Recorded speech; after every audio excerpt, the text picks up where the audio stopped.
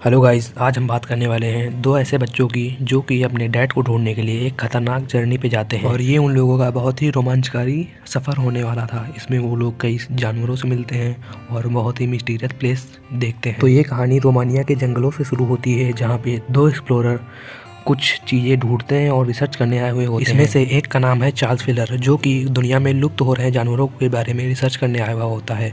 और दूसरे का नाम है प्रोफेसर सोंकू, जो कि एक प्रोफेसर था और वो अपनी इन्वेंशन के लिए बहुत ही प्रसिद्ध था। साथ में मिलकर उन लोगों ने बहुत सारी इन्वेंशन की और बहुत ही बड़े बड़े एडवेंचर किए थे। तभी वहाँ पे उन्हें एक मिस्टीरियस बुक मिलती है, जिसमें एक हिडन वर्ल्ड में जाने के लिए मैप बना हुआ था, जहाँ पे यूनिकॉर्न के साथ साथ और भी बहुत सारे एनिमल्स पाए जाते हैं। चार्ल्स बताता है कि मेरे बच्चों को यूनिकॉर्न बहुत ही पसंद है। इस बात पे प्रोफेसर कहते हैं कि मैं नए डीएनए से बना के एक यूनिकॉर्न बना सकता हूँ। और इस बात पे चार्ल्स कहता है कि बनाने से अच्छा मैं उन्हें ढूंढ लूंगा।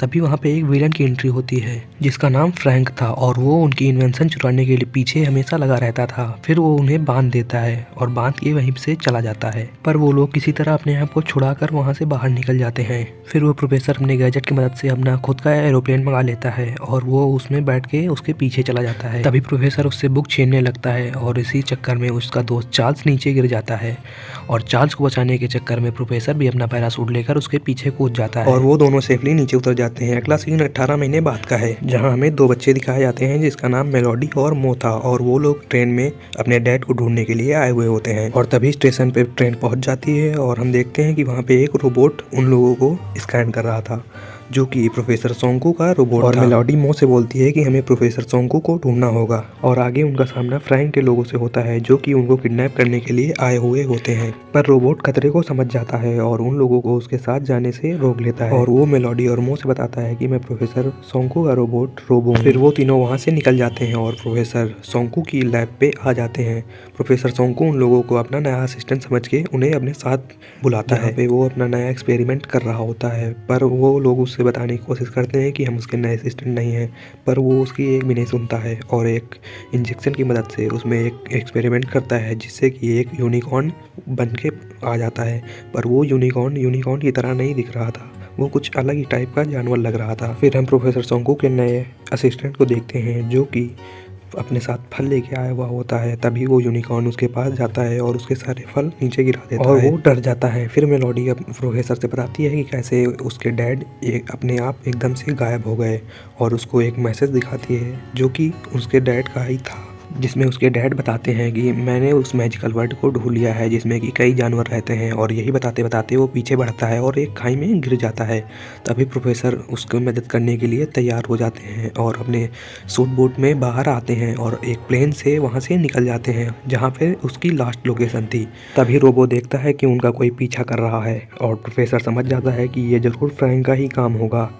तभी वो रोबो से कहता है कि हमें इन घने बादलों में ले चलो, ताकि वो लोग हमारा पीछा न कर पाए। वो लोग उस पर हमला कर देते हैं और प्लेन में आग लग जाती है, पर रोबो किसी न किसी तरह एयरपोर्ट पर उतार देता है और वो लोग सेफली लैंड कर जाते हैं। सोंकू रोबो से प्लेन ठीक करने के लिए बोलता है और खुद पुलिस स्टेशन जाके चार्ल्स का पता लगाता है। वहाँ इंस्पेक्टर बताता है कि हमें चार्ल्स की कुछ चीज़ें मिली हैं, जो कि यहीं घाटी में पड़ी हुई थी, जिसमें से उसका एक मोबाइल भी था। इधर एक मंकी मो के बैग से कुछ चीज़ें निकाल कर वहाँ से भागने लगता है और वो लोग उसका पीछा करते हैं और पीछा करते करते वो लोग बहुत ही दूर चले आते हैं, जहाँ पे वो दो लोगों से मिलते हैं, जो कि लुटेरे थे और वो उन्हें टूरिस्ट समझ के लूटना चाहते थे। तभी वहाँ पे एक आदमी आ जाता है, जिसका नाम मार्को था, और वह उन लोगों की पिटाई करके उन्हें बचा लेता है। फिर वो लोग वापस से उस एरोप्लेन के पास आ जाते हैं। तभी प्रोफेसर बताते हैं कि हमें उसे ढूंढने के लिए हिमालय पे जाना पड़ेगा। वो भी कहता है कि मैं इस काम में मदद कर सकता हूँ और मेरे पास याक हैं, जो कि बर्फ में चलने के काम आएंगे।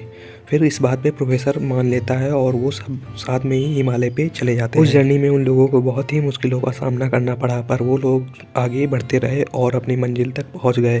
पर वो जब प्रोफेसर वहां जाता है और देखता है कि ये लोकेशन यहीं की दिखा रही है, पर यहाँ तो कुछ नहीं है, तभी रोबो बोलता है कि हमें ज़मीन के नीचे ढूंढना चाहिए और प्रोफेसर अपने स्कैनर से उस ज़मीन के नीचे स्कैन करने लगता है। तभी वहाँ पे उन्हें एक रास्ता दिखता है, जो कि मंदिर तक जाता था। फिर वो लोग आगे बढ़ जाते हैं और वहाँ पे नीचे उतर जाते हैं। तभी सोंकू बताता है कि हमें सुबह तक इंतजार करना होगा, क्योंकि सूरज की पहली किरण पड़ते ही हमें यहाँ से निकलना है। फिर अगली सुबह जब वो उठते हैं, तब देखते हैं कि दीवार पे एक फूल का चित्र बन रहा था, जो कि उत्तर दिशा की ओर संकेत दे रहा था। तभी वो लोग वहाँ जाकर देखते हैं एक माउंटेन का शेप सोए हुए आदमी जैसा लग रहा था और वो प्रोफेसर कहता है कि हमें वहीं पर जाना होगा, जिसके लिए हमें याक की ज़रूरत है। और वो लोग याक लेकर वहाँ निकल जाते हैं। फिर वो लोग एक रिवर पे पहुँचते हैं जो कि आइस की वजह से पूरी ढक गई थी। तभी वो कहता है कि हम लोगों को याक पे ही बैठ के जाना चाहिए, नहीं तो हमें खतरा हो सकता है। तभी वो याक वहाँ से एक दरार पड़ने लगती है और वो लोग एक टनल में चले जाते हैं। टनल में जाते जाते वो लोग गिर जाते हैं, पर वो सेफली वहाँ उतर जाते हैं। कुछ लोग आ जाते हैं जिसमें कि एक लेडी रहती है जिसका नाम यामू था। वो कहती है ये पूरा इलाका मेरा है और तुम लोगों को यहाँ आने के लिए सजा मिलेगी। तभी मेलोडी बताती है कि मैं अपने डैड को ढूंढने के लिए यहाँ आई हूँ और वह देखती है कि उसके पास उसके डैड की ही वॉच थी। भी उसका भाई मो बोलता है कि ये मेरे डैड की वॉच है, ये तुम्हें कैसे मिली? पर वह कुछ जवाब नहीं देती है और उन लोगों से कहती है कि इसे पकड़ लो। तभी रोबो प्रोफेसर को गन देता है और वो बच्चे उन्हें गोली से मारने लगते हैं। तभी प्रोफेसर उन पे गन चला देते हैं और उससे सभी लोग बेहोश हो जाते हैं। फिर प्रोफेसर यामू से पूछता है कि ये घड़ी तुम्हें कैसे मिली? तो इस बात पे यामू बताती है कि ये उसके दोस्त चार्ल्स ने दी थी, जो कि यहाँ से एक जर्नी के लिए जा रहा था। फिर वो उन्हें अपने कबीले में ले जाती है और वहाँ पे उन्हें खाने के लिए खाना भी देती है। फिर वह बताती है कि चार्ल्स एक मैजिकल दुनिया को ढूंढने की बात कर रहा था, जो कि यहाँ से बहुत ही दूर। फिर मेलोडी पूछती है कि अभी मेरे डैड कहाँ पे हैं? तो इस बात पे वह बताती है कि हम कल सुबह होते ही उसकी लास्ट लोकेशन पे जाएंगे। फिर अगली सुबह होते ही वो लोग वहाँ लास्ट लोकेशन पे उसकी पहुँच जाते हैं और फिर वह कहती है कि मैं इससे आगे नहीं जा सकती, अभी अब तुम लोगों को अकेले ही जाना होगा। फिर वो लोग आगे चले जाते हैं और वो बहुत ही मुश्किलों का सामना करते हैं, लेकिन अपनी मंजिल तक पहुंच जाते हैं। फिर वहाँ पे उनको एक ब्रिज मिलता है जो कि लकड़ी का बना हुआ था। जैसे ही मेलोडी आगे बढ़ती है तभी पुल टूट जाता है और वह एक नीचे क्रिस्टल के पुल पे जा गिरती है। फिर वो लोग नीचे उतर के वहाँ पे दरवाजे पे जाते हैं, पर देखते हैं कि यहाँ तो बहुत ही अंधेरा था। फिर आगे चलने पर उसको एक गोला मिलता है जो कि रोशनी दे रहा था।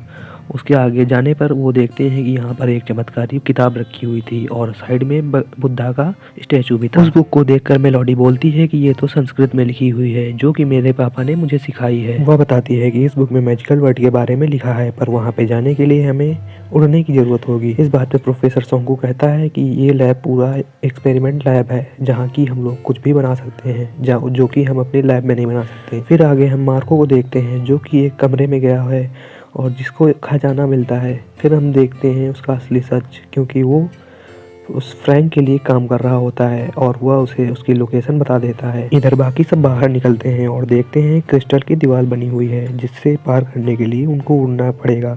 तभी वो मार्को वहाँ से निकलता है और वो सोने चांदी को लेकर साथ जा रहा था। तभी वह देखता है कि वह नीचे गिरा और उड़ने लगा और जो वो बताता है कि यह सब इन जूतों के कमाल की वजह से हो रहा है और वो वहाँ से भाग जाता है। तभी प्रोफेसर का असिस्टेंट उनके लिए जूते लेकर आता है, जिससे उड़कर वो दीवार के पार चले जाते हैं और वहाँ जाके वो देखते हैं कि वो तो एक मैजिकल वर्ड है जहाँ उनके पापा जाने के लिए कह रहे थे। उधर मेलोडी और मो दोनों उड़ते उड़ते बहुत ही आगे निकल गए थे और तभी वहाँ पे एक शिप आ जाती है जो कि फ्रैंक की थी और वो अपने आदमियों को लेकर वहाँ पे आ जाता है। वो यहाँ के एनिमल्स और प्लांट्स को ले जाने के लिए आया हुआ होता है।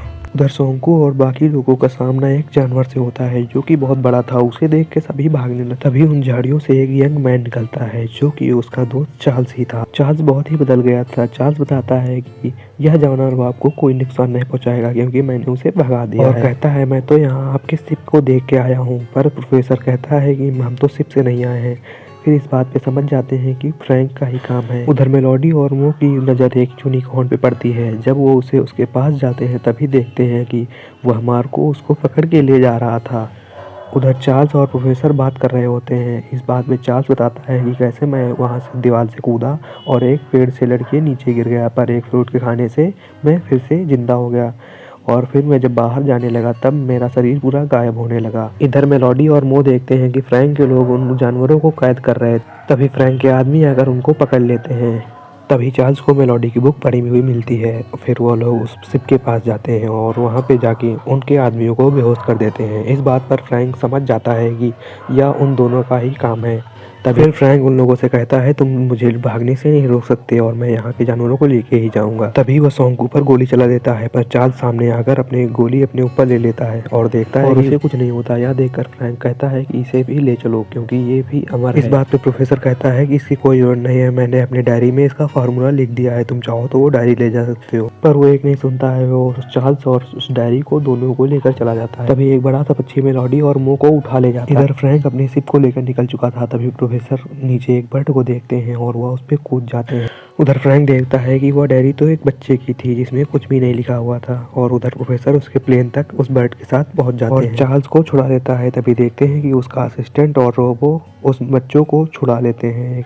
फिर इधर प्रोफेसर और चार्ल्स दोनों ही फंस जाते हैं। तभी वहाँ पर वो एक यूनिकॉर्न आके उन दोनों को छुड़ा लेता है और वो लोग नीचे कूद जाते हैं। इस बात पे फ्रैंक बहुत गुस्सा होता है और कहता है कि मैं कसम खाता हूँ कि मैं यहाँ दोबारा ज़रूर आऊँगा। फिर वह नीचे चार्ल्स अपने बच्चों से मिलता है और प्रोफेसर कहता है कि वो लोग बहुत ही जानवरों को उठा ले गए। तभी चार्ल्स बताता है कि वो लोग उन्हें बाहर नहीं ले जा पाएंगे क्योंकि यहाँ की कोई भी चीज़ बाहर जाएगी तो गायब हो जाएगी। और ऐसा ही होता है, सभी जानवर बाहर जा रहे थे और देखते ही देखते सभी गायब हो गए।